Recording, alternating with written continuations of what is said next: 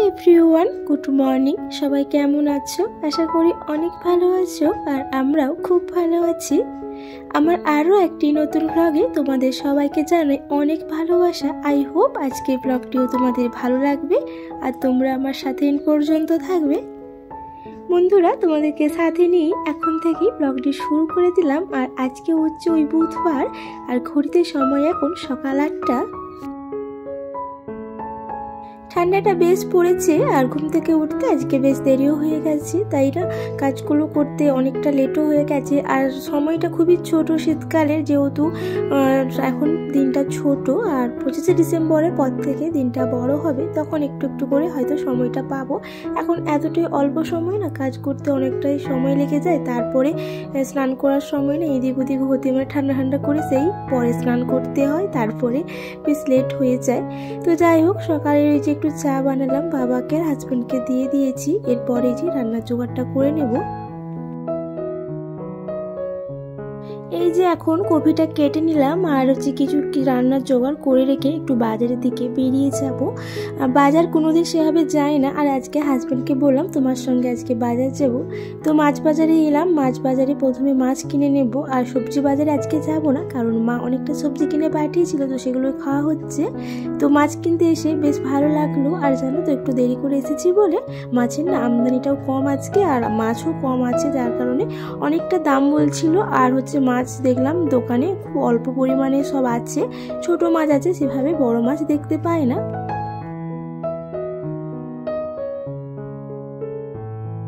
মাছ কিনে বাড়ি চলে যাব, আর হাজবেন্ড চলে যাবে ননদের বাড়ি, কারণ ওদের বাড়িতে অনেক শাক হয়েছে, তাই হাজবেন্ডকে ডেকেছে আর হচ্ছে ওর হাতে পাঠাবে বলে।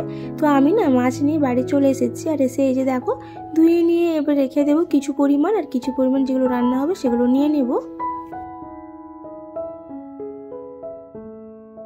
আগের একটা ভিডিওতে আমাকে একজন দিদিভাই কমেন্ট করে জানিয়েছো, জিজ্ঞাসা করেছো যে তোমার ভিডিওর ভিউজ কেন কমে গেছে। তো সেটা আমি তো ঠিক বলতে পারবো না, তো আমি যতটা জানি ততটাই বলছি যে আমি ভিডিও ইরেগুলার করার জন্যই কিন্তু আমার ভিডিওর ভিউজটা অনেকটা দেখলাম কমিয়ে নিয়েছে।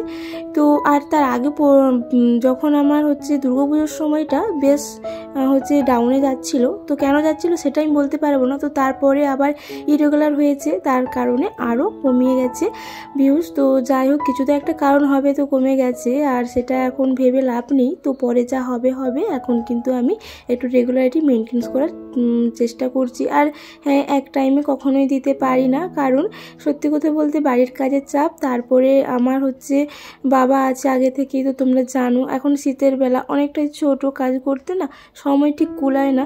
তো তারপরে যতটা সময় বাঁচে তারই মধ্যে চেষ্টা করি সারাদিনের একটা ভিডিও তোমাদের সঙ্গে শেয়ার করার। এই যে বাজার থেকে মাছ নিয়ে এসে একেবারে বসিয়ে দিয়েছি রান্না। অনেকটা বেলা হয়ে গেছে, প্রায় ওই 12টা বেজে গেছে আসতে। তো তারপরে কিন্তু রান্নাটা বসালাম। তো গ্যাসে করব তো অতটা চাপ নেই, কারণ দুদিকে দুটো বসিয়ে নিলে অনেকটা তাড়াতাড়ি হয়ে যায়। আর ওদিকে শাশুড়ি মা উনুনে ভাতটা রান্না করে নেবে, তো সেভাবে আমার হচ্ছে অনেক সমস্যাটা কমই আছে বলতে পারো। তো যাই হোক, এখন কিন্তু মাছের ঝাল করে নেব। আর আজকে ভাই আসবে, তো হচ্ছে বাবাকে নিয়ে যাবে, বাবা একটু বাড়ির দিকে যাবে ঘুরতে, কারণ বাবা অনেকটা সুস্থ হয়েছে। আর একঘেয়েমি বা একাকীভাবে বসে থাকতে না ভালো লাগে না, তাই বললো একটু ঘুরেই আসি ওদিক থেকে। জানো তো, শীতকালে আমাদের কিন্তু রান্না বান্না বলো বা যে কোনো কাজ বেশ সময় লাগে, আর হাতে কিন্তু সময় খুব অল্প থাকে, তাই অনেকটা তাড়াহুড়োর মধ্যে কাজ করি। তাও আবার দুপুরে সময় পায় না একটু রেস্ট করার জন্য, কারণ সকালের রান্নাটা মানে দুপুরে যে রান্নাটাই আমাদের অনেকটা সময় নিয়ে নেয়।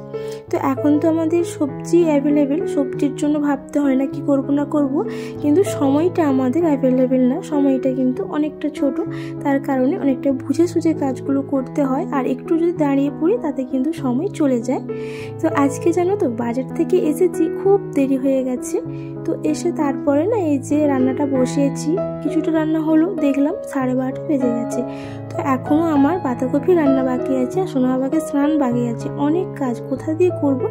তাই বাঁধাকপিকে আজকে আর নাড়লাম না বা সেদ্ধও করলাম না, একেবারে মশলা করে তুলে দিয়েছি। আর আমি সবসময় এটা বুঝি যে কোনো রান্নার টেস্ট হবে যদি সুন্দর করে একটা মশলা কষিয়ে নেওয়া যায়, মশলাটার প্রতি যদি একটু ধ্যান দেওয়া যায় তাতে কিন্তু রান্নাটা বেশ ভালো হয় যে কোনো সবজি।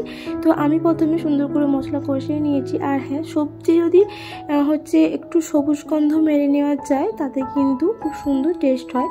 তো এটা যেহেতু বাঁধাকপি, তো একে আমি এভাবে কষিয়ে নিয়ে রান্নাটা করলাম। আর খেতে কিন্তু দুর্দান্ত হয়েছিল। আর শেষে জানো তো একটু ঘি দিয়েছিলাম, বেশ ভালো হয়েছে।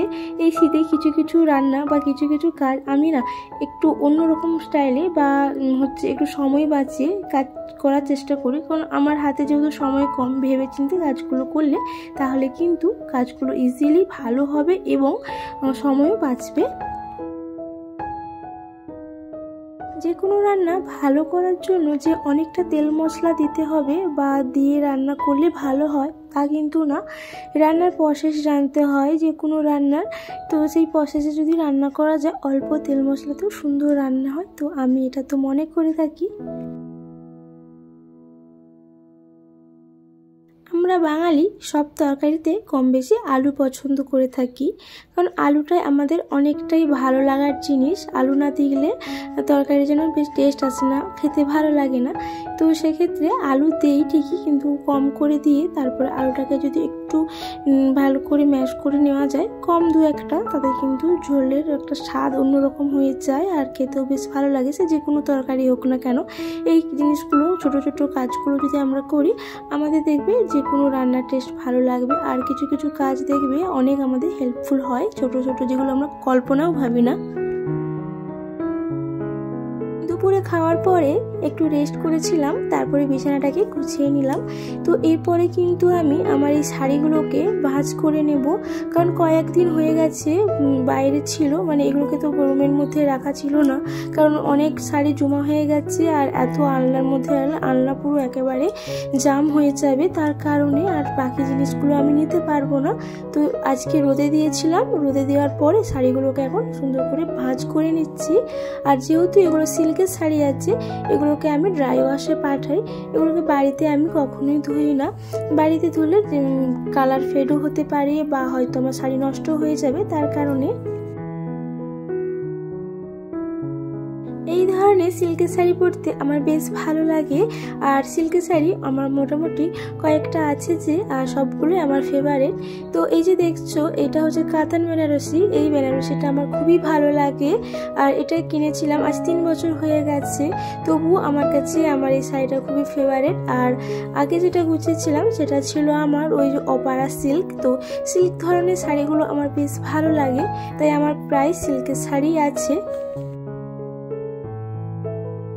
কয়েকদিন ধরে আলনাতে জামা কাপড়গুলো না জোটো হয়েছিল, তো সেগুলোকে আজকে ক্লিন করেছি। তারপরে এই যে এখন সুন্দর করে ভাঁজ করে নিচ্ছি। তো এরপরে গুছিয়ে রেখে দেব। আর জানো তো, কোথাও যাওয়ার সময় তখন অনেক তোড়জোড়, জামা কাপড়গুলোকে যেন কেমনভাবে বের করে নিয়ে পরে চলে যায়। আর গোছানোর সময় একটু সময় লাগে, 2-3 দিন ধরে এদিক ওদিক হয় জামাগুলো, তারপরে কিন্তু আলমারিতে রাখা হয়। প্রত্যেকটা জিনিস পারফেক্টলি গুছানো না হলে ঠিক ভালো লাগে না। তাই সুন্দর করে ভাঁজ করছি, প্রত্যেকটা ভাঁজ টু ভাঁজ। আর সোনা বাবাকে ওদিকে না পড়াবো, তাই দেরি হয়ে যাচ্ছে, তাই একটু তাড়াহুড়োর মধ্যেও আছি। বন্ধুরা, তোমাদের এই ভিডিওটি পর্যন্ত কেমন লেগেছে অবশ্যই কিন্তু কমেন্ট করে জানিও। আর যারা চ্যানেলে নতুন বন্ধুরা রয়েছে তাদের যদি কোথাও আমার ভিডিও একটু ভালো লেগে থাকে তবে কিন্তু সেটা জানিও। আর তোমাদের যদি মনে হয় তবে কিন্তু চ্যানেলটাকে সাবস্ক্রাইব করে দিয়ে পাশে থেকে যেও পরবর্তী আরও এই ধরনের নতুন নতুন ভিডিও আপলোড পেতে। আর আমার পুরানো বন্ধুরা যারা রয়েছে তাদেরকে আমি অনেক অনেক ধন্যবাদ জানাই, তারা আমার পাশে আছো এখনও। আর এভাবে আমাকে কিন্তু সাপোর্ট করে যাও। তোমাদের কৃতজ্ঞতা এবং ভালোবাসায় আমি যেন ইউটিউবে একটুখানি জায়গা করতে পারি। তো সোনাবাকে এখন পড়তে বসালাম। আর আজকের ভিডিওটা এখানে এন্ড করছি। তোমাদের কেমন লেগেছে সেটা জানিও, কারণ তোমাদের একটা ভালো লাগার কমেন্ট আমাকে কিন্তু অনেক মোটিভেট করে। আর তোমাদের লাইক তো সত্যি তোমরা না থাকলে হয়তো আমি কিছুই করতে পারবো না। তো তোমরা কিন্তু এভাবেই পাশে থেকো। আর আজকের মতো টাটা, বাই বাই। কালকে আবারও দেখা হচ্ছে। সবাই সুস্থ থেকো, সাবধানে থেকো।